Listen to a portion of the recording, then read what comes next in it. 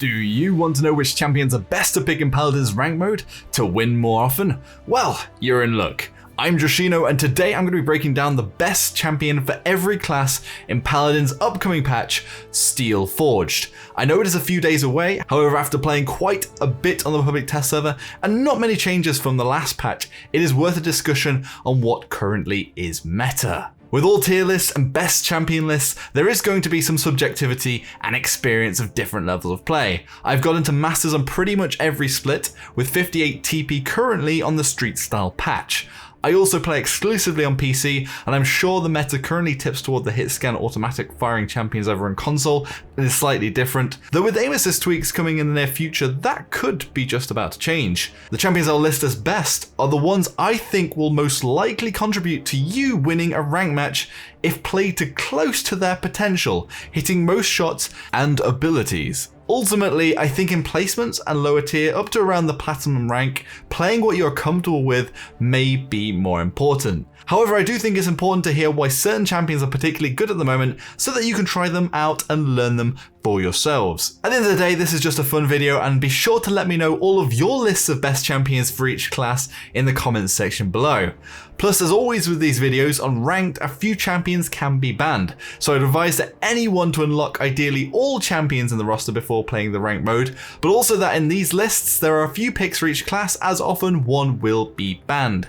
Before all of that, I'm going to talk about Skillshare, who have sponsored the video, making this video possible, and it's an online learning community especially for creators with over 25,000 classes in design, business, and more. The first 500 of my subscribers who use the link in the description will get a 2-month free trial. It'll also be in the pinned comment, and premium membership will give you unlimited access to all the classes and community across the whole of Skillshare. All of these classes have a video element with several sets of videos with little tutorials and the materials that you need to learn, all contained in one platform. Whether you want to fuel your curiosity, creativity, or even career, it's a great place to keep you learning and thriving this year. I'd currently taken a bit of a break from Adobe After Effects, and I'm currently rejuvenating that knowledge in my head by taking some classes for Adobe After Effects, especially getting that motion tracking for some future videos. Anyway, back to the video. First up is the damage class. Rolling in start off is Cassie, and she has an answer to everything. Well, at least 2 answers which pretty much relate to any situation. It's true, Cassie's been in the top tiers for as long as most can collectively remember, with a few in and outs in closed beta and open beta. Even a little bow lift from longbow to crossbow coming into the realm. So first up, her big game hunting can melt and help keep enemy front lines displaced all of the time. I do admit, personally, with my aim with disengage is pretty pants. I'm always thrown off by the delayed shot. However, in the right hands you'll see tanks flying in the top play to be hit midair and disintegrate before they have a chance to touch the ground. In general, blast shot gives Cassie some burst potential to deal with pesky flankers and other damage dealers, and that's improved with the impulse talent card, which I think is especially effective if you have somebody else that'll pick up that backline role so that you can be more aggressive, so the backline will pin down enemy front lines and really anybody and do sort of sustain damage in the back, whilst you go forward a little bit and try and poke out enemies and try and get kills. You can make flankers' lives very difficult by bursting them with an impulse shot insta wombo combo. Cassie is also very agile with a low cooldown escape ability that allows her to be aggressive without being punished too much for using it to go in with the chance to come out again. Her ultimate is strong for the team also, often allowing you to outmaneuver the enemy team at the start of the round or pinpoint a person hiding to secure a kill. Exaction is fun and not necessarily terrible, but hard to get the value out of it compared to the other 2 pickups on the talent cards which I've talked about before. Overall, a lot of damage potential and very versatile, plus in skilled hands, a very dodgy girl indeed. Amani. She's been nerfed but also buffed. In real terms, I don't think the majority of players will be switching fire to ice, even with a 2-second cooldown reduction buff this patch, all that often. Her spitting ice is just really that versatile at the moment, especially being able to bounce off deployables like Barret's turrets and Inara's Warder's Field, and if you can't quite see an enemy or they're moving around, you can get those bouncers. Also, it just takes one clueless teammate to wander into the firing line for those icicles to split off and kill you if you're limping away on 20 health points. The strongest part of Amani is still the Frost Bomb, and whilst the Permafrost card, which added the extra root duration, has been taken out and replaced, and the base speed has been lowered of that Frost Bomb, it still has a huge area of effect, and with the new permafrost card effect that adds back that speed, it can actually be slightly faster at the maximum level of that card. And honestly, it's not too noticeably different with a few levels into that card. Most people only had a couple of levels into that root card anyway, if at all, and I feel 1.5 seconds is often plenty of time to confirm a kill on at least one enemy, especially after gaining more mana after hitting somebody with it, often charging up your extremely bursty double shot. Not to mention the fact that she has an ultimate that has a lot of the community hot and bothered, and also I don't think it's necessarily super strong anymore after repeated nerfs, especially in the face of a little bulldozer. It is very effective at taking the whole enemy team's focus away just to the Amani dragon to make sure they aren't turned into beef jerky. It doesn't matter ultimately whether or not you get kills, it's almost like having a sky ultimate that can fly around. Everyone scatters, leaving gaps in the enemy's positioning, allowing teammates to pick off enemies or secure the point. Amani also has a great escape ability, admittedly not the fastest without a little bit of card help, but very versatile, and with a little bit of wiggling and running up walls, it can get you to most high ground positions which most damaged champions don't have. So all in all, Amani is still very deadly and versatile indeed. Bomb King. His Royal Highness has blasted his way into another one of my best champion videos, and whilst he has been nerfed from points where he was an insta-ban at the PPL and a pretty much sure win, there is a great deal of reasons why he's an extremely strong pick. His main attack is the most controlled in the game. You can either burst down enemies with high pressure, or stack your bombs on a target, or lay traps to quickly burst them down and not give your enemies a chance to get healed up. Plus, he has the versatility in his loadouts in either being aggressive with royal subjects to really harass enemies with quick volleys of thrown explosive subjects that's blast covers whole corridors, or lay traps and melt front lines with several stickies using the chain reaction talent card. Here, he almost has the versatility of Cassie with impulse and big game, dictating how aggressive you are with him. On top of that, he has perhaps the best escape of the damage champions, that not only can be used to maneuver you, but also enemies away from you, away from your team, or even off the edge of a cliff. Personally, I often throw the poppy bomb between me and the enemy if I think I will lose a close-up duel, especially to get the front lines off my buns, as I'll push you and the enemy back in almost a double escape. There is always a risk that it will be destroyed, but boy, is it worth that risk.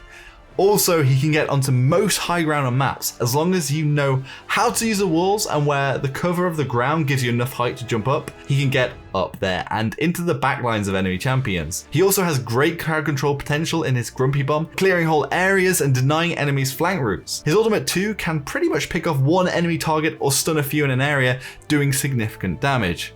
His only weak point and potential outright counter is having no way to even really harass a Wormjet's Drogos hiding in the top of a map skybox. Even the most skilled Bawamba King players will waste their attention getting the trigger time correct to even tickle them, and the weapon does get a little bit less effective at range just because you have to sort of control it a lot more, and there's a lot of time lost when you're throwing something. Though I feel he is the epitome of high skill and high reward and won't really be knocked off of a high plane anytime soon. Drop from Grace is Liane, only somewhat, but why would you pick Liane now over Cassie? Time will tell how well her other legendaries will keep her afloat. However, with the presence card cooldowns being nerfed, and without that presence build in full swing, the downtime gives her a lot of more moments of vulnerability and downtime, especially in the ability to take on damaged champions or flank champions in a 1v1 death battle. Although seriously, I don't think we've seen the last of her. She's still strong in her base kit. Her main weapon talent can too be quite strong in the right hands. She also has a lot of the maneuverability of a Cassie with the right cards, whilst also being a little bit more pinpoint accurate and having that extra deadliness in her ultimate, which can often win duels with other damages and flankers that threaten to end her kill streaks. Situationalist Tyra, her damage bonus on Hunting Party stacked with a Genos with Torval Mark or Shield can rather be insane, and the pressure, especially early game, is hard to overcome for the enemy team, often snowballing 2-0 without letting the enemies get level 2s of any items. Drogos maps with high skyboxes or cover with a skybox above, like the Bright Marsh and Split Zone Quarry, can make Wormjet's Drogos an impossibility to take down and a constant annoyance, although this can make them have less impact on the match and can be countered by either a sniping champion or a decent Cassie / Liane, maybe a last picker. Vivian, this one is interesting. On Bright Marsh especially, the windows make it very hard to damage the Viv for a shield, and she can pound the point with relative impunity. Also worth mentioning is that I hear that she's a key player in the console meta or a first ban, and honestly, she does a lot on the PC too. Victor is one to watch with his silly cardio builds, with the Victor running almost unkillable with damage reduction cards and also that big heal, although it is highly countered by Cauterize and maybe a little like Koga in the past few patches. Annoying early game but pretty rubbish late game, although he's one worth watching because games can snowball early. Moving on to Frontline, let's talk about the two who, well, most of the time will be banned. Just Hook, that is Mccullough. He's been nerfed a few times in recent patches, though not really where it hurts, his Hook. There isn't much to say other than Mccullough can pretty much guarantee a kill every few seconds, depending on what cards you're running, both disabling and displacing the enemy target to yourself. It has to have been this way for the longest time. Perhaps it is because Mccullough is ancient and it is best not challenging him, which is probably why he is always banned and you'll see him once in a blue moon. Just shields, that is Torvald. Why? Well, shields. He is more of a tanky support than a straight up tank, but pair him with some nice damage and he is hell to deal with. I do think there are two sides to this coin, a bit like Genos' supporting counterpart. It takes the team to actually be good and to capitalize on the bountiful buffs you have given them, though overall he can leave the enemy team in disarray as they try to deal with shielded and extra damagey foes. That's pretty much it. A good Torvald will shield more than they will fire, plus may ult to win or save a point, but that still isn't really the redeeming feature, though I don't think you all have to worry about him too much as he will likely be banned too. Off tank, and we're going to talk about two lots of tanks here. So we've got the aggro tank, these are the ones that are going to be charging after enemies, opening space in the enemy's backline and harassing enemy damagers, flankers and their healers. First up is Khan. The nerfing of firing line to no longer give CC immunity in an area of effect has pushed everyone onto Storm of Bullets talent card, which turns out to also be extremely good. With this talent card, Khan becomes a real pain in everyone's under armor. Having a hulking behemoth that can push right into your backlines coming right for your bacon is no fun. Not only that, but his ultimate is practically a one-hit kill on most maps if you position yourself right, either grinding them into a fine meat paste on Splitstone Quarry's drill thing, or throwing them out of the moon door to tumble to their deaths on pretty much every map with a cliff. Making sure, of course, to point your crosshair downwards to not let them roll, dive, or charge their way back to safety. Not only that, but the toggle ability of the shield gives Khan a high skill ceiling, but high reward with good timing to keep it up exactly at the right moment, and down while safe to keep it up as long as possible and charged. Plus the shout can counter a lot of ultimates that would normally be an instant doom. On top of the constant damage which can keep enemies pinned down, push back enemy damages and inevitably get a few kills, that is why Khan is so strong. Atlas, the man out of time, has had a lot of people's playtime in rank mode, especially in higher levels. That is for good reason. He lives up to the overpowered nature of the very concept of time travel and has had a rippling butterfly effect on the meta. Okay, well that's slightly over-exaggerating things. However, he has had a very good time since being released to the masses. I think he especially works well as an aggressive off-tank, though can play slightly defensively too. I think it's a combination of his pocket knife of a weapon that can adapt to any range in any situation, with extremely pressing damage per second up close with repeated bursts in quick succession, and the pinpoint high damage of almost a sniper rifle at longer ranges. His shield has no real counterplay apart from hoping that enemy Atlas clips some scenery or jumps slightly whilst activating it so there's a gap underneath and you can put an arrow in their knee. Plus their escapability practically heals you up to full by rewinding you backwards, can get you out of pretty much every CC situation, and also that rewind can work in the opposite effect, dealing damage to enemies taken to their lowest point in the past few seconds. Rewinding them, especially with the lobbed AoE talent card, can have a huge displacing effect on enemies, and it's very easy to track an enemy once you've displaced them, to track where they're rewinding to and kill them when they're at the lowest health at the end of that. I think it's a toss up between Khan and Atlas, who is more potent in being pushy and doing some extreme damage. I think Atlas might actually win out this patch. Ashe, she hasn't changed much at all the past few patches, and she's continued being strong, it just carried on. It's likely that a few tanks will be banned out, so she is worth a mention. She's very good at harassing the backline, the knockback and displacement of enemies. Her ultimate is also very strong, both at hunkering down and either capturing a point or defending a clutch last moment where the enemy team might have won. Plus the stun and area effect is currently super effective at opening up fights and getting a few kills.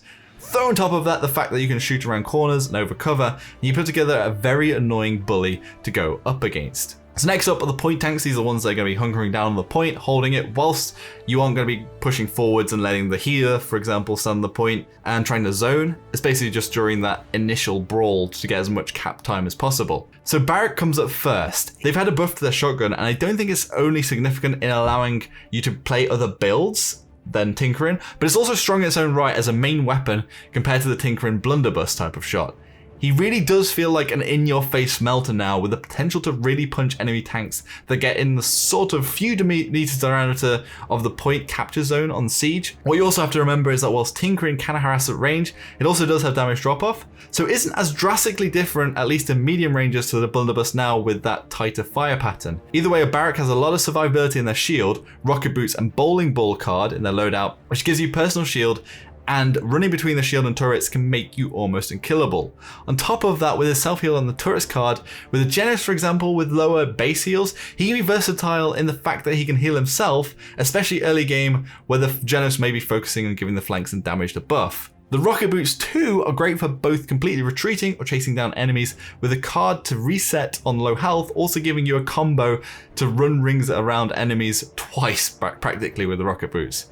Overall, that potential to set up a fortress on the point, his ability to harass enemies with high damage at range with Tinkering, or melt tanks close up normally with his normal fire, and his maneuverability make him a great frontline. Inara, she's made of stone. She pretty much stays true to her elemental nature, moving off the point by sheer brute force. Whilst her earthen guard is active can feel like digging a mine with a toothpick, she also can stack her damage reduction with a warder's field, which is hard to destroy without bulldozer, and has a large area of effect. Her wall can block off points, payloads, and whole flank routes that could either win or, well, lose a point for the Inara, and it may look like she is tossing a few pebbles at you, but those also hurt quite a bit. The crowd control immunity of the Earthen Guard also protects her from being displaced or stuns to be vulnerable whilst holding the point. The downsides versus a Barret are that she has a little less versatility when it comes to chasing down enemies and transitioning into a more aggressive role if the enemy team is completely wiped and you can push forward, leaving the support on the point. Though she is probably the best at holding the point even as your team crumbles, and stagger sets in with a chance that actually coming back with a little good positioning, a wall in the right place, and a bit of sheer willpower of the Stigala if you are the only one standing. Moving on to the support champions, and first off, we're cosmically going to Genos. Genos is a bit of an enigma. They have been buffed the past few patches with a larger on-click insta-heal, which has tipped the scale slightly in their favour, though I think there has been a shift in the play and the emergence of tanks to be extremely aggressive, plus Genos' innate damage bonus in their Luminary talent card, which does not tail off towards the end of the game like the pure output of some of the burstier yet less versatile healers in Paladins, means that their value doesn't drop during the match. On top of that, the early game heals versus level 1 Cauterize can still keep your team healthy for an early snowball with that advantageous damage buff to your team. The ultimate, whilst being one of the coolest in the game, can zone well and is great for countering clump pushers down a hallway and can currently zap an Amani straight up their ultimate, for example. No dragon for you, Miss Warder Lady. On top of that, the Genos easily gets eliminations for kills and credits to keep buying better and better items through both the ability to drop marks on several allies and with a short cooldown, plus being able to heal through walls means he can stay alive and in the fight for extremely long periods, and that means he is always active. Next up is Stambha. Well, the question remains though, is Stambha actually the snake controlling a ragdoll of a human body? Serious question, folks. Either way, their heals are strong. They have a relatively short cooldown and can be spread pinpoint to allies when they need it. The Gourd allows you to heal both your allies and damage enemies in a rather large area of effect. Your escape ability can save you from pretty much all ultimates and enemy crowd control that might be certain death for other supports in the same situation. Plus you have great crowd control of your own in your Snake Toss Stunning, and the ultimate, which can secure a kill solo often or displace the enemy team from the point, or even catch them all out for your own damages or others to completely wipe them out. Either way, you'll make your foes think hard about picking up some of that resilience. I think, like Genos, this crowd control element is something that adds a layer on top of base healing, which is certainly countered late game to the mix, which just nudges them into the lead. Finally, Grover, and I know some people meme about Grover being a bad pick and a bit of a noob trap, though I feel our resident, ironically axe-arm tree has those elements that tip him above the other more pure heal-focused support champions, with the short cooldown cripple on your crippling throw, alongside the potential to do a lot of damage with your healing mostly unaffected and even partially passive in a generous area of effect. Grover also has an ultimate that is high impact early game and can be activated often with a little morale boost. His escape is also relatively strong, getting you long distances and having most importantly the potential to get onto high ground, which all of the supports are missing mostly, although Ying can ping up back to a higher illusion, though it has a little less finesse than being a tree Tarzan. I don't think that Seres or Fury are necessarily bad, just that they don't quite have the further utility that others healers have in the rest of their kits, even with the upcoming buffs which mainly affect their healing. Finally, flank. The awkwardness of flanky boys and girls. It feels almost like an unrequited love festival at the moment in the realm, with a lot of flanks not quite doing what the flankier damage class champions can do in the overall damage, and not quite being mobile enough to get in and out of battles unscathed. It has been like this for a while, with a brief interlude of making flankers extremely bursty versus mobility being dialed down to relatively uselessness, higher levels of play. Anyway, though out of this, there is one that stands out, especially, and that is Eevee. Why? Well, she can get in and out of most fights with a sense of immunity. With the Wormhole legendary card, she can be almost impossible to burst down or crowd control before she blinks back completely unscathed. Plus, the heal card will keep her healthy, even if she does take some damage on the way in and out. She also has a lot of potential to do damage, doing 850 damage a hit, assuming you can aim and track with a relatively slow-firing projectile. Another point is that it takes very few shots to build up her ultimate, and whilst not the strongest in the game, can disrupt a point fight or confirm a kill, often more than once in the space of either a cap, push, or defense. She is also the only flank that can get onto the point to stagger it, or to get overtime with the actual chance of getting out again unscathed, and that can be the decider in matches. Finally, she takes up so much of the team's attention, especially on a map like Serpent Beach. She can take the high ground whilst not getting loads of kills, capture the enemy player's attention so much that the pressure is taken off the ally Eevee's team. I think positioning and pressure can often win a match. If there are openings left by two enemies trying to deal with an Eevee, the match has suddenly become 3v4 elsewhere on the map, and that is the essence of Eevee's power. Androxus can occasionally be okay, and some people are naturally talented with him, but I still feel he loses out currently too heavily to flanker damage dealers with not a huge advantage, though could also be completely nerfed if the flick changes go through and aren't fixed before live. Talus can work and is almost an Eevee light with more sustained burst potential, though I mostly prefer another damage dealer than a Talus taking the slot or just taking an Eevee. Also, Maeve is creeping into the limelight a little bit. I've actually seen her picked relatively frequently in higher level EU matchups, and she does do better than you'd expect a lot of the time, though not amazingly. I feel she does rely on maps to be able to dip around, especially Stone Keep, Splitstone Quarry, and Serpent Beach. That's pretty much it. The best champions for every class. Again, the list is subjective, plus things may change as champion combinations become more apparent and the way the game is played evolves. Also, some of the changes may have a bigger impact than I think on overall meta, with champions shifting far past Liam perhaps, but I'm sure we'll see clearer as the next rank split goes into full swing, and probably a perfect idea in a couple of weeks or so. I might even make another video then. It was over 2 years since the first video in the series. I took a break after not playing ranked as seriously as I did this split, so now I feel a bit more confident talking about what works and what doesn't, grinding to the top. As always, let me know your list in the comment section below, and your skill level perhaps, and what rank you currently are. Anyway, I wish you all the luck out there in the grind, and well, upcoming grind in a couple of days. Again, these are the champions I think will work best in most situations, but that doesn't mean people can't be particularly skilled with other champions, or that they won't work, just that they're likely to give you a slightly better chance of winning. Anyway, if you enjoyed the content, be sure to hit the like button, subscribe, and hit that bell icon for more. I'll see you all in the next one. Thanks for watching, folks. Joshino.